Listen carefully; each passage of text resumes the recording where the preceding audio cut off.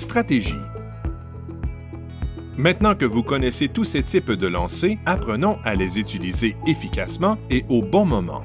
L'une des stratégies de base au curling consiste à essayer de marquer 2 points ou plus lorsque vous avez le marteau et tenter de limiter vos adversaires à 1 point ou moins lorsque vous ne possédez pas l'avantage de la dernière pierre. Vous remporterez tous vos matchs si vous réussissez à appliquer cette stratégie. L'application de cette stratégie suggère que l'équipe qui possède le marteau devrait initialement tenter d'entraîner le jeu vers les extrémités de la maison. Le but recherché est de dissimuler l'une de vos pierres en position de marquer derrière une garde pour empêcher vos adversaires de la retirer du jeu. Si votre plan est bien exécuté, vous pourriez avoir l'opportunité de marquer plus d'un point avec votre dernière pierre, soit en tentant un placement au bouton ou en retirant du jeu l'une des pierres de l'équipe adverse qui était en position de marquer.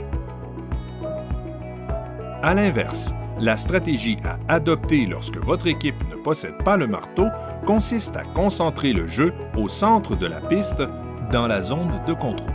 Vous pourriez ainsi améliorer vos chances de voler un ou plusieurs points dans la manche en forçant vos adversaires à tenter un lancer difficile lors de leur dernier lancer. Comme dans toute bonne stratégie, il est primordial de bien considérer les risques versus les récompenses. Si vous adoptez une stratégie agressive, que vous gardez plusieurs pierres en jeu et que les choses ne tournent pas en votre faveur, vous risquez alors de voir vos adversaires inscrire des points. Mais vous courez également la chance d'une belle récompense en enregistrant vous aussi de nombreux points. Cette stratégie est particulièrement utile lorsque vous tirez de l'arrière. Si vous avez les devants dans la rencontre, vous pourriez adopter une stratégie plus défensive et avoir recours à plus de sorties, limitant ainsi le nombre de pierres en jeu et la chance de donner plusieurs points. La meilleure façon d'aiguiser votre côté stratégique est de disputer des parties. Découvrez ainsi ce qui fonctionne le mieux pour vous.